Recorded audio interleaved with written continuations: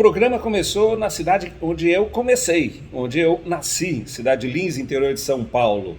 E lá, primeiro programa, desenvolvendo a ideia, a proposta. Olha só, as primeiras tentativas de fazer o programa Psiquiatria Sem Fronteiras. Eu estava com esse boné, essa camiseta. Estou começando uma série de emissões tentando ligar a cultura e a saúde. A cultura e as várias formas de utilizá-la para o bem comum, para o bem pessoal.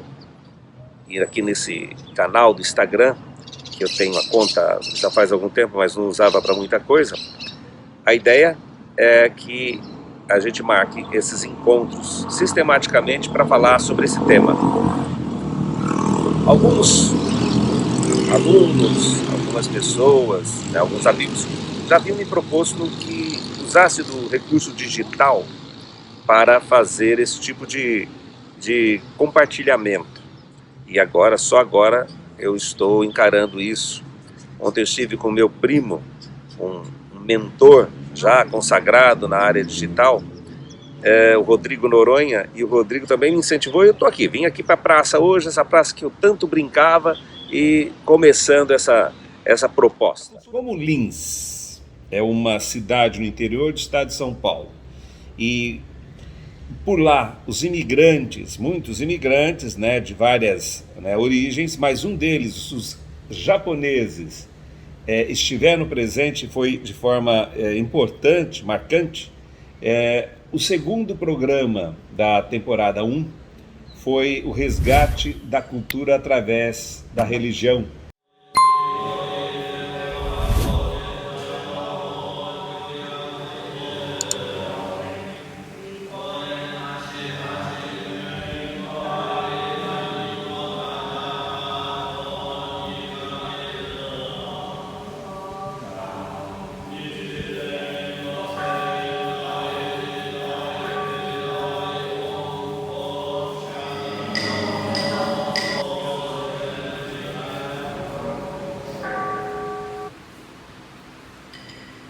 A religião budista Honmon Butsurushō, ou seja, budismo primordial, foi a primeira religião a vir no Brasil, tá? Tanto é que ela veio com o Kasatomaru através do nosso arcebispo Ibaraki Nisui. Aí a primeira construção do templo foi feita em Cafelândia, né? Mas nós tínhamos imigrantes japoneses naquela região de Cafelândia? Sim, Cafelândia tem a colônia Irã, que foi a primeira colônia no Brasil, tá certo? A colônia japonesa no Brasil, tá? Então tem toda uma história muito rica ali em Cafelândia também.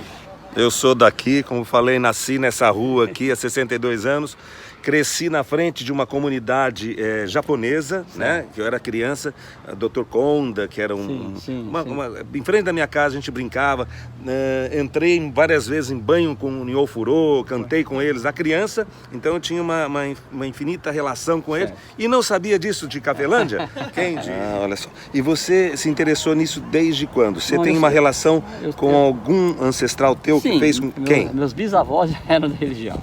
Tá certo? Tá, então a gente deu continuidade. Você é brasileiro? Nasceu aonde? Eu nasci no estado do Paraná, Alvorada do Sul. Alvorada do Sul. Isso. E aí quando que você começa a se interessar pelo budismo, por exemplo? Bom, eu nasci dentro do budismo, tá certo? É lógico que esse Alvorada do Sul? Tá, porque meus pais, né, meus avós, meus pais sempre, né, eu morei com meus avós, morei com meus pais, sempre foram da religião e muito ativos, né? Então a gente cresceu, né, dentro disso aí. Tá certo? Nunca a gente teve dúvida disso. Em Alvorada não tinha templo, não, então você tinha um budismo na tua casa, dentro da casa? Dentro da casa. Tá? As orações eram feitas diariamente, de manhã, à noite, enfim. Tá certo? Como é feito. Depois nós fomos para onde? Fomos para o Japão, né? Fomos para o Japão, ali faço uma analogia entre Lins, os imigrantes, e o Japão.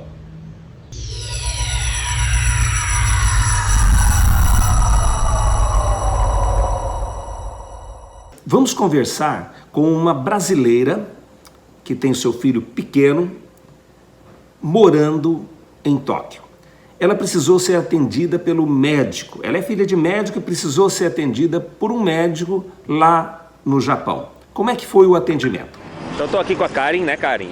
Filha de médico lá do Brasil, casou com um japonês aqui, teve essa filhinha. Cindy. A Cindy. Quando a Karen estava fazendo pré-natal, como é que é o negócio lá no hospital? Ai, o contato muito teu frio. Então, o teu contato com o médico. É muito frio no contato com o médico. Você chega, você não conversa com o médico, eles te dão um formulário para você preencher, para você explicar, você vai explicar através do papel como você está se sentindo, se você está se sentindo bem, se você está se sentindo enjoada, se você está comendo bem. Tudo isso você explica para o médico através de um formulário. Quando você chega no hospital, o médico não fala direito com você. Não olha assim pro seu rosto, dá uma risadinha, fala oi, tudo bem. Então, e você sente, ele já tá olhando o papel. Daí você explica através do papel tudo que você, como você tá se sentindo. E o atendimento é feito no hospital? Tudo aqui é em hospital público, mesmo você sendo desde a pessoa mais simplesinha até a pessoa que tem dinheiro, todo mundo é atendido de forma igual no hospital público. É um atendimento bom, não vou dizer que é ruim. Assim, pode ser comparado ao hospital público do Brasil. Você tem alguma razão para não continuar morando aqui, para preferir morar no Brasil? Tenho. Qual? Várias razões. E a principal é o calor humano. E quando eu fui atendida por médicos no Brasil, eles são muito mais gentis, sabe? Mas é um contato como se fosse amigo para amigo, não para profissional, para uma pessoa que você não conhece. O Japão perdeu a guerra. Ele já tinha uma estrutura militar invejável após a Primeira Guerra Mundial e entrou em confronto na Segunda Guerra, principalmente contra os Estados Unidos. Todos sabem da história. Após a perda da guerra, que foi de forma dramática, porque os japoneses estavam em vias de se renderem, mas os americanos, mesmo assim, lançaram 2 bombas atômicas, matando muitas pessoas e levando a consequências muito sérias para a população que sobreviveu na região, devido aos efeitos da radiação. Eles têm, na verdade, um sentimento de, não, nós estamos em vias de rendermos. Como é que eles fizeram isso, né, em relação aos americanos? Mas, pós-guerra, os americanos impuseram uma série de medidas e se instalaram no Japão e começaram a recuperar aquele país todo prejudicado pela guerra. Nunca houve na história da Ásia, na história do mundo, uma recuperação tão surpreendente como essa do Japão pós-guerra. Com a ocupação americana, e depois os americanos saem, eles caem um pouquinho, mas depois continuam no mesmo ritmo, eles recuperaram o país, recuperaram a economia. A iniciativa privada foi incentivada e o país tornou-se uma referência em termos de modernidade na Ásia. Mas olha o contraste que nós observamos no congresso, nesse primeiro congresso mundial de psiquiatria que houve na Ásia e foi lá em Yokohama, no ladinho de Tóquio. E continuamos, o programa vai subindo. Depois do Japão, nós vamos ver como é que é o atendimento médico nos Estados Unidos. Há uma diferença entre ser atendido aqui no Brasil e pelos americanos, com entrevistas. Essa foi uma incursão. Estamos aí aperfeiçoando ainda a maneira de fazer o Psiquiatria Sem Fronteiras no espaço terapia social.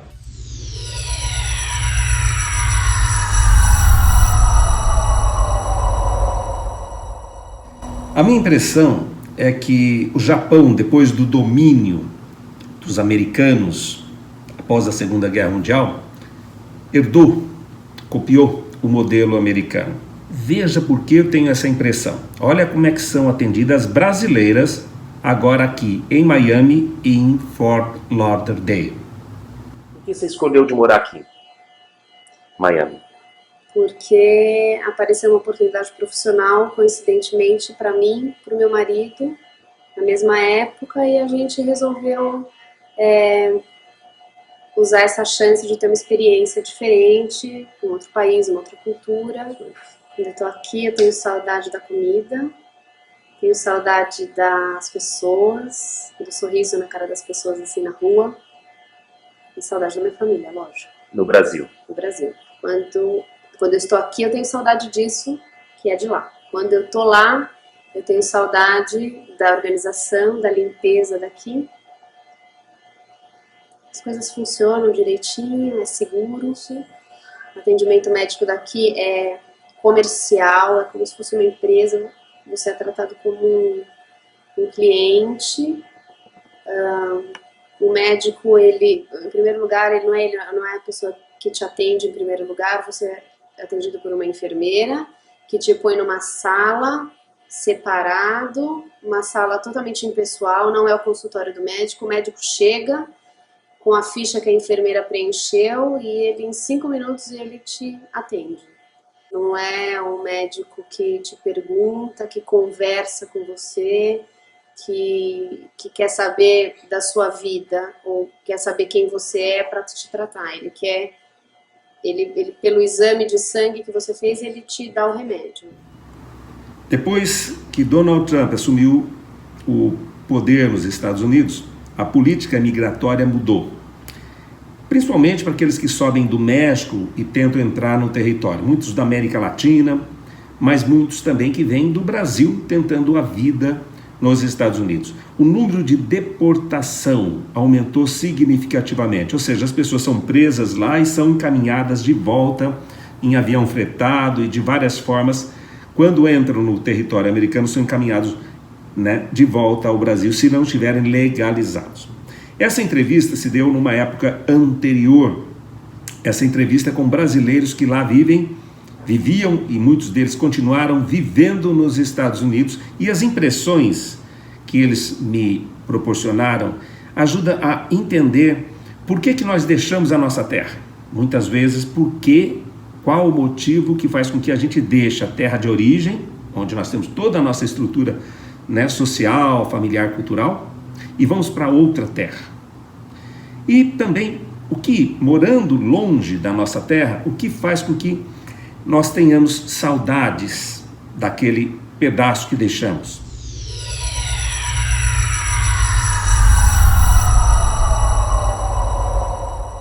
Miami é uma das principais cidades americanas e se fala pouco inglês.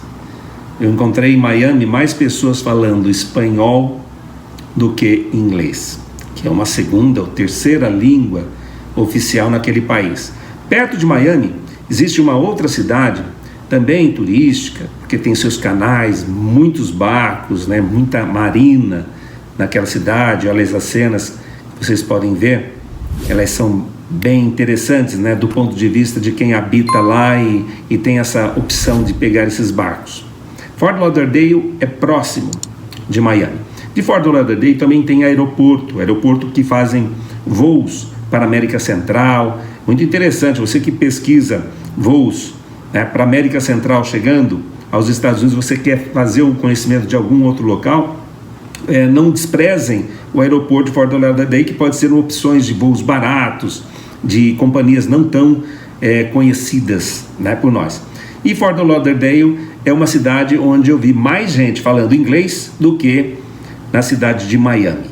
Vera, você está, dessa vez, há 13 anos aqui em Fort Lauderdale, O que te faz vir para cá, dessa vez, e permanecer aqui? Ai, difícil. Não sei, eu vim porque, primeiro, achei um lugar parecido com Florianópolis, verão o ano todo, melhor de clima até, praia, que é uma coisa que eu preciso, fui criada na beira da praia. O quê? Oportunidade. Oportunidade. Você teve uma oportunidade e veio para cá. Foi decepção amorosa. Fugiu da decepção amorosa e veio para cá. Vim para cá, tive uma decepção enorme. Por causa dessa decepção, eu fui operada de emergência em Nova York, uma úlcera perfurada. Aí voltei ao Brasil. Aí eu disse, não é. Todos os meus amigos eram os amigos dele. Eu disse, eu não tinha mais clima no Brasil. Eu disse, eu vou passar uns 6 meses nos Estados Unidos. Nesses 6 meses virou 7 anos. O que é mais, te causa saudades lá de Florianópolis, que você, de alguma forma, mesmo morando aqui, valoriza e tem saudades? Meus amigos. Carinho, aquela coisa de amizade que a gente tem, não perde. Aqui a gente faz amigos novos, tudo, mas não é como amigos de criança, que a gente tem aquela afinidade que passa 10 anos sem ver, quando vê parece que foi ontem que se viu. Então... O calor humano, o calor que nós brasileiros temos, que nós não temos aqui. A fraternidade, os amigos, isso sim é ter saudade. Do Brasil, A falta da comida brasileira, apesar que eu faço comida brasileira na minha casa. Mas não é aquela comidinha da mãe, aquele carinho da mãe, aquela coisa assim. Mas se não, o resto do Brasil realmente eu não sinto falta. Às vezes que eu fui para lá, eu sentia a segurança dos Estados Unidos para mim. Eu me sentia mais segura em tudo. Em casa, na rua. Que eu podia sair à vontade, usar joias, esse negócio todo, né? A segurança. E quando você está lá, você tem saudade daqui, de que aspecto local? O respeito, mano. Eu tenho saudade da paz. Da organização, de como tudo é limpo. Do respeito, mano, em si. Na assistência médica, por exemplo, a maneira da consulta médica ser realizada aqui é um pouco diferente do Brasil, pela sua experiência? É bem diferente. Dá umas ideias de por que é diferente, no que é diferente. Bem, no Brasil, eu tenho aquela, como eu te falei, os médicos têm um consultório, geralmente é atendido o paciente um de cada vez. Então, eles dão tempo, né? Eles ficam com aquele paciente e conversam. Aqui não, eles põem um paciente em cada consultório, que todos eles têm pelo menos 10 consultórios, todos montados iguais, com todos os aparelhagens que eles precisam. Então eles vão de um em um, fazem a pergunta, vê o que é o problema da pessoa rapidinho, vai para o próximo, volta depois só para dar o medicamento que for. E é tudo muito rápido. Aqui dinheiro, money, money, money. Por exemplo, o meu médico aqui é um médico hispano, que mora aqui há muitos anos, mas eu gosto de ir nele, por exemplo, primeiro porque ele é um bom profissional, claro. E segundo, porque ele te trata como se ele fosse um médico de família. Eu acho o médico brasileiro mais touch, mais carinhoso, ele conversa contigo, mais amigo. O médico aqui, ao menos os médicos americanos aqui, foram muito frios. Depois dos Estados Unidos, a gente foi para a China. E na China a gente começou a dividir em várias partes. E foi o programa episódio, né, número 5. Aí a gente fez parte 1, parte 2. Fomos lá para a China, que lá houve o Congresso Mundial de Psiquiatria Cultural. E nós fomos para lá.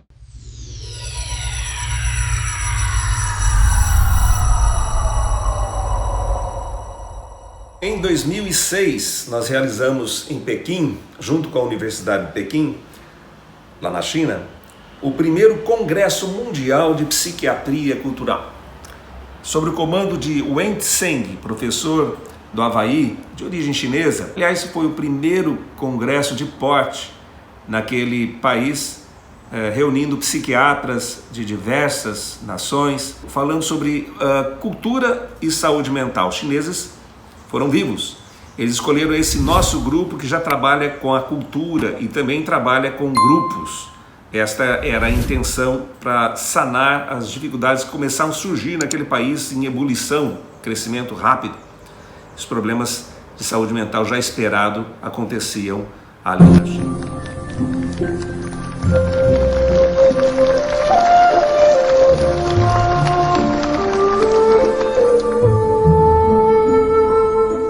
Estamos vendo aí o Varma da Índia, o Olbios da Espanha, e de Barcelona, meu amigo. É o Lisan, famoso do Egito. Olha o presidente, o Wen Tseng do Havaí nos Estados Unidos.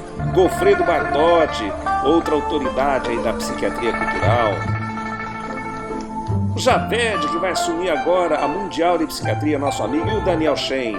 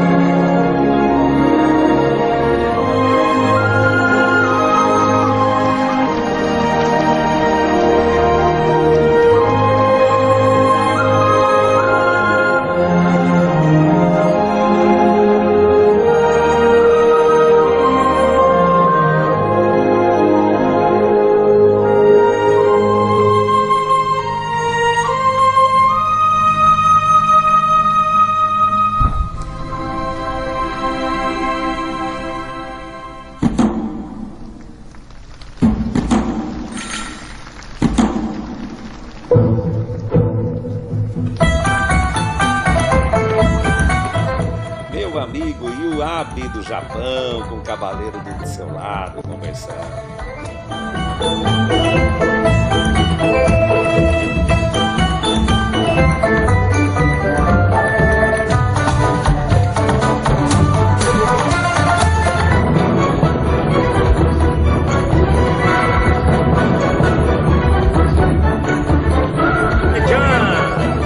De Madagascar.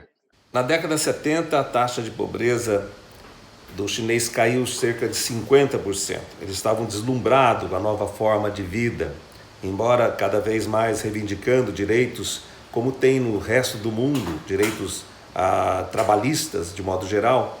Os chineses estavam contentes com o seu novo país.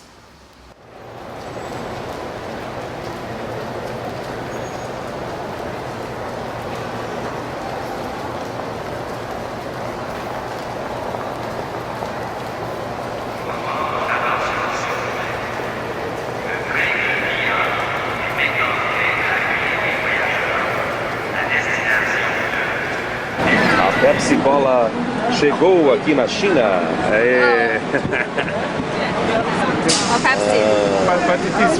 Vocês não estão vendo? Claro que é Pepsi Cola. Pepsi Cola. Yeah, Pepsi Cola. É Cola. Yeah. Olha, Coca-Cola tá indo. A concorrência aqui, ó, com a Coca e com a Pepsi. A estudante de medicina, Li, está me ensinando agora no metrô a falar a entonação da letra A. Existem várias entonações, vejam só. Ó, metrô também é cultura, ó. Existem 4 entonações da letra A. Fala. A. Como é que é? 4 intonation. Yeah, 4 intonations. Olha lá. A. Até Madagascar tá aprendendo aqui, ó.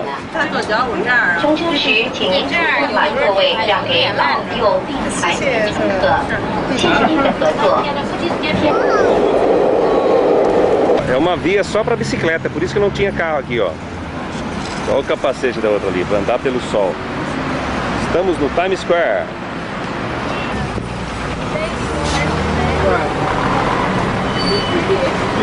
A cidade é Beijing.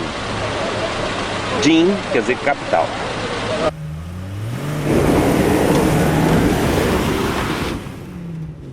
Olha só, no táxi há uma proteção para o motorista. Olha só, que interessante, ó. Isso é uma coisa diferente em relação aos nossos táxis.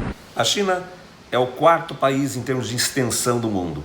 Tem a União Soviética, que hoje é a Rússia, tem o Canadá e tem os Estados Unidos, incluindo a parte do Alasca, e depois vem a China, mas é o país mais habitado do mundo. O número de pessoas vivendo na China chega a 1,5 milhão. Não, 1 milhão? 1,5 bilhão.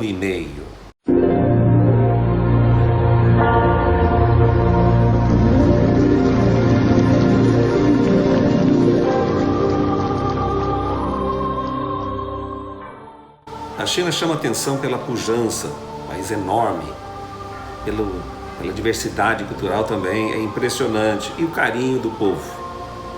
Enquanto aqui em Florianópolis as pessoas se encontram na praça para jogar dominó, lá na China é diferente.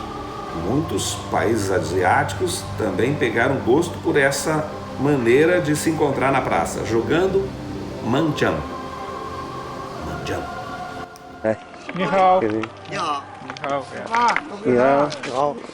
Mas o que é isso?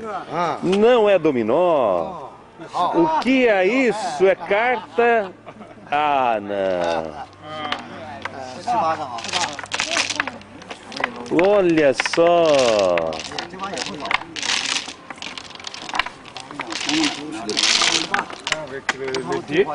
Eu acho que eles estão me convidando para jogar com eles.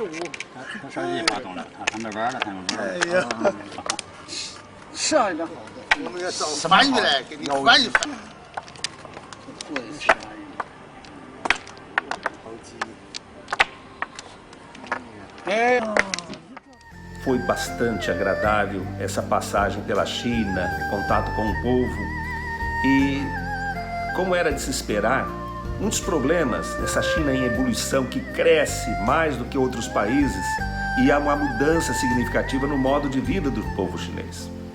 Essas mudanças afetavam de forma positiva alguns, porque melhorava a condição de vida, mas de forma ansiosa para outros que enfrentavam problemas emocionais. Então a nossa contribuição, o nosso grupo escolhido pela Universidade de Pequim como grupo para poder fazer esse primeiro congresso internacional de grande porte naquele país, falando de cultura e saúde mental.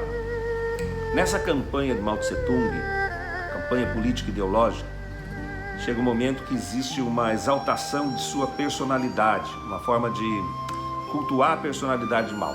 Eu estive na China com alguns médicos, psiquiatras chineses, contando a história de suas avós. Este é um momento de repressão, nem um lugar que há ditadura, que há repressão, pode ser um momento bom. Mesmo que a China tenha suas grandes ofertas para o mundo e o povo seja realmente maravilhoso, com amargura que eles nos contavam que suas avós, por exemplo, elas não podiam cultuar os seus santos, não havia liberdade de religião. E interessante que o altar, que sempre existiu na casa de seus avós, era substituído a figura do santo pela figura do chefe de Estado, por Mao Tse Tung. Mas na verdade eles olhavam para Mao Tse Tung, mas estavam rezando para os seus deuses, para os seus santos. Um dos psiquiatras me contou que a sua avó, que também na época da Revolução Cultural não podia praticar mais o piano, nada do que fosse instrumento não chinês tradicional poderia ser cultuado naquele país. Então a sua avó, ela pintava na mesa da sua cozinha as teclas do piano. E ali, quando ninguém estivesse vendo, ela levantava a toalha e tocava piano escondida. Aqui nós temos um livro vermelho, só que não tem nada a ver com a nossa história. Esse é o livro vermelho do Carl Jung. O livro vermelho também foi objeto de campanha política ideológica proporcionada pelo regime. Quem escreveu foi Mao Tse Tung. E ali, através do livro vermelho, as pessoas tinham como seguir a doutrina maoísta. Essa doutrina pregava a união dos chineses e a exclusão de tudo aquilo que não fosse dentro daquela ideologia.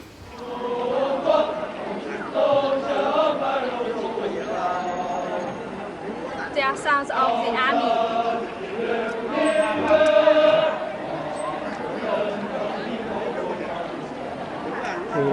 The Red Army. Yeah. A China é de longe o país que mais mata pessoas por pena de morte. Se pegar o número de pessoas mortas na pena de morte aqui na China, ela chega à reunião das taxas de todos os outros países juntos. Mas o som é bonito.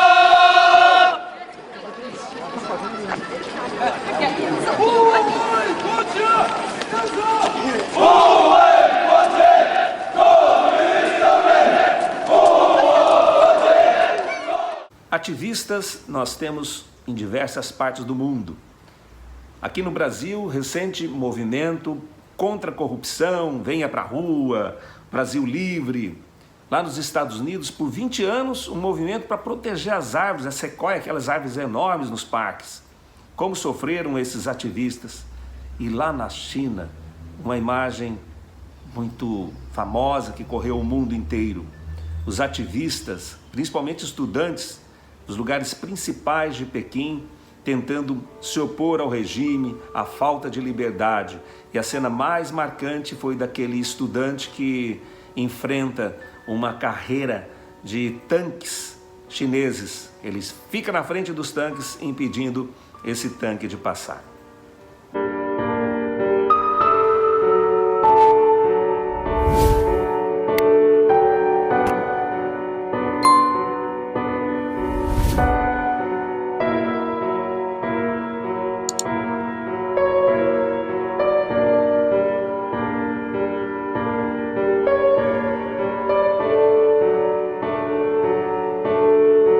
Depois o congresso foi para a Itália E nós acompanhamos o Congresso Mundial de Psiquiatria Cultural entrevistando os participantes em Norcia, no centro da Itália.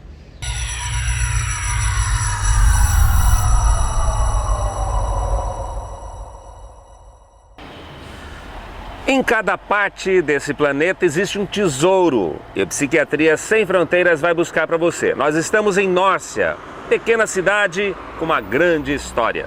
Vamos entrevistar, no programa de hoje, as pessoas que participaram do 2º Congresso Mundial de Psiquiatria Cultural. Vamos entrevistar as personalidades. Vamos lá. Joan, ¿qué es la presentación que tú has hecho aquí en Norcia, en el Congreso Mundial? He hablado de la psiquiatría, su relación con el humor y también un poco una visión humorística de la cultura catalana.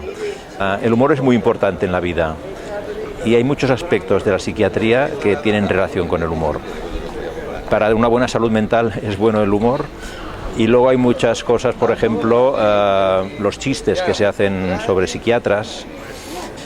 ¿Por qué? Porque el psiquiatra es una figura de poder y es una figura también que da miedo. Y entonces esto hace que la gente tenga tendencia a hacer historias, chistes sobre psiquiatras, por un lado.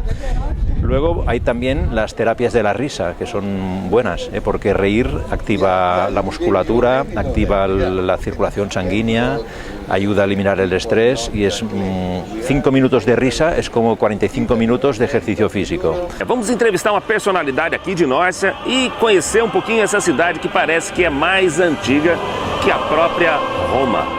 Agora nós vamos ver uma carta original della famiglia Bianconi. La famiglia Bianconi nella città di Norcia.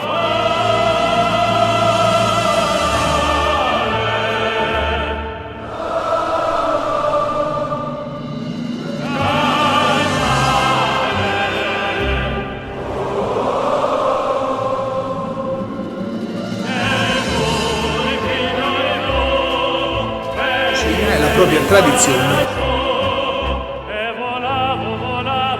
Qui parliamo di un camino del 1500, ancora in funzione. Sim, eu queria dizer para vocês que comer aqui na Itália a gente come demais. Por isso que a gente vai ficando gordo, ó, olha só, carne que eles deixam, ó, tá? E com abacaxi. O abacaxi veio de lá da nossa terra, de lá da América do Sul. Tá bom? Vamos na entrada de 1500, a época que foi descoberto o Brasil. 1547. Che cidade è esta, Norcia? Che città? Norcia è una città nata 700 anni prima di Roma, una grande storia, una grande tradizione con personaggi illustri che hanno coronato sia il genere umano di gloriose battaglie e vittorie scientifiche, sia come città alimentare, dove la grande tradizione della lavorazione del suino, sviluppata intorno all'anno 1000, ha messo in condizioni di far conoscere questa città in tutto il mondo. Il Viagra di Castelluccio è un pecorino. Sì. È un formaggio, no? Formaggio, sì. Ah, un formaggio. Aqui, ó. Facciamo assaggiare, no? Que podemos provar? Sì. Aqui? Ah, sim. Não que eu necessito, hein? Não é para mim, hein? É por la questão da emissão da TV. Da região Úmbria. Ai, que massa. Com o queijo. dell'Umbria. Olha o jeito de servir aqui em Castelluccio, olha só. Olha só, esse é um prato misto de queijo. Tu pode dire nome de cada tipo, no? Tu conosce o nome? Io chiamo Giovanni. Giovanni vai mostrar os nomes dos queijos aqui, ó. Questo è Viagra. Viagra. Pecorino semistagionato, pecorino fresco. Questo. Sì. Ricotta salata, ricotta fresca e del miele. Del miele para la ricotta, pelo formaggi, Sì, per tutti i formaggi. Olha só como é que se come formaggio, quer dizer, queijo aqui em Castelvecchio. Olha lá. Castelluccio. Castelluccio. Que é o Teatro Cívico, onde são apresentadas as principais conferências do Congresso Mundial de Psiquiatria Cultural em Norcia.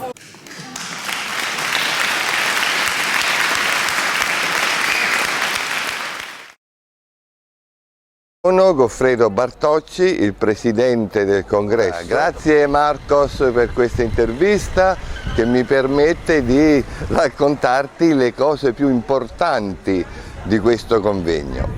C'è un primo aspetto che è quello di incontrarci piacevolmente in una città che ci ospita tutti come se fosse la nostra casa. E tutti i partecipanti sono stati lieti di questa scelta di venire in questa piccola città medievale circondata dalle mura.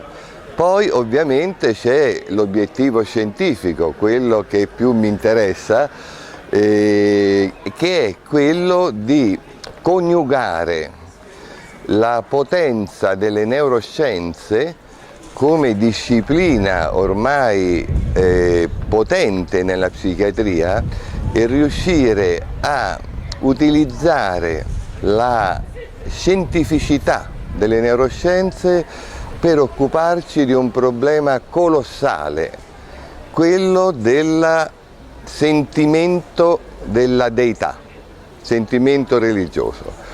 Cioè, la religione è un'istituzione che noi rispettiamo e che ha la sua importanza come fattore culturale.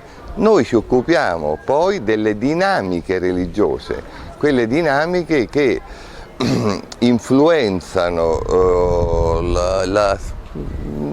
l'igiene mentale, la salute mentale delle persone. Noi vogliamo mettere insieme neuroscienza, psiquiatria culturale e lo studio del fenomeno religioso. Esse homem está no nosso coração.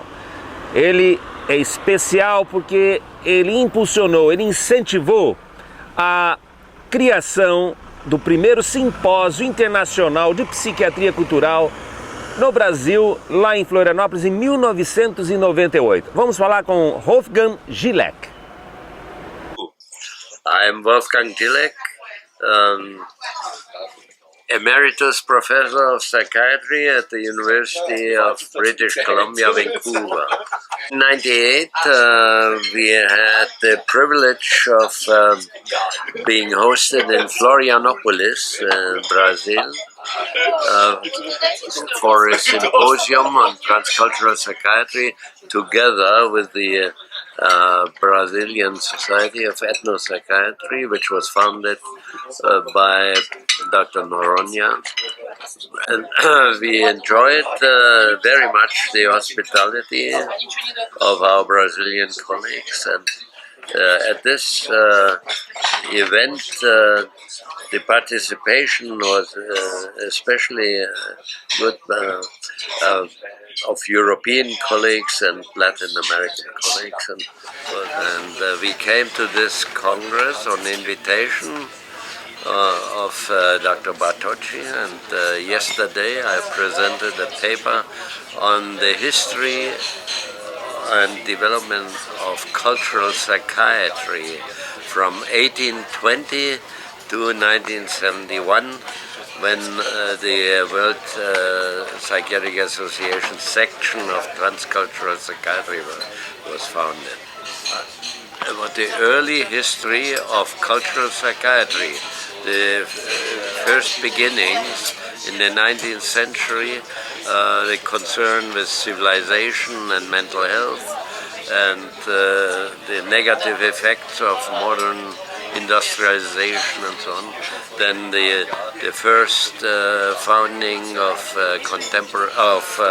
comparative psychiatry by Emil Kraepelin, and the cultural relativism theory, the comparison with other cultures that led to partly to establishing the so-called culture-bound syndromes.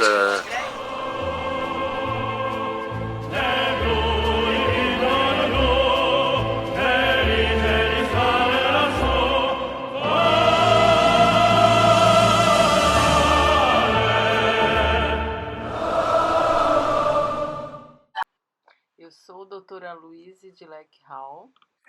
Retired psychiatrist from University of British Columbia, and I have worked in transcultural psychiatry for many years because I have been in so many countries as a psychiatrist, among them Germany, Switzerland, Norway, and Africa.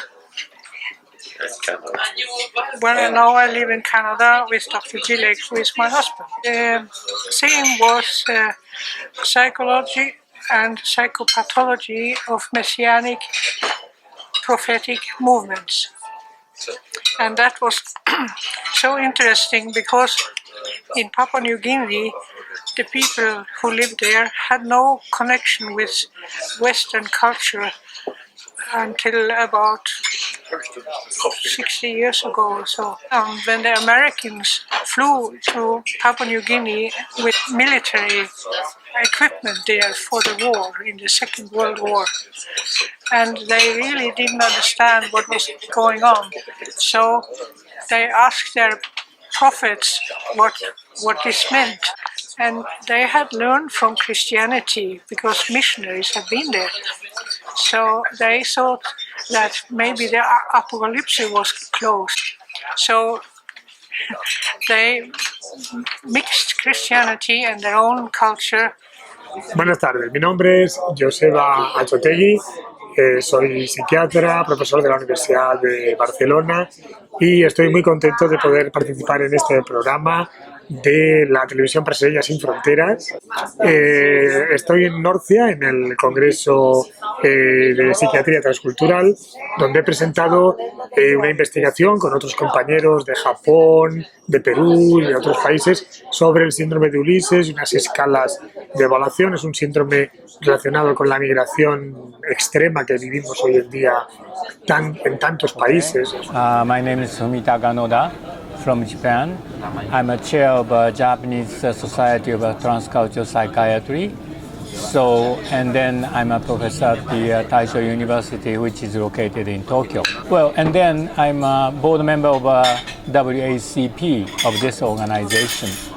My presentation, I presented, actually the theme was the geographical beliefs on life and death. That's kind of a difficult issue to talk about, but I talked about the Japanese traditions and the concept of the death.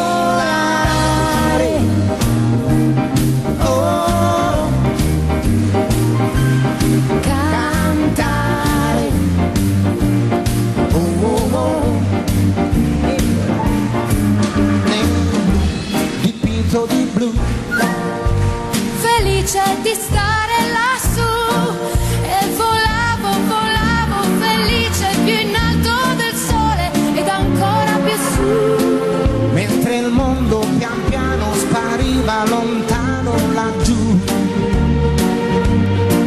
Una musica dolce suona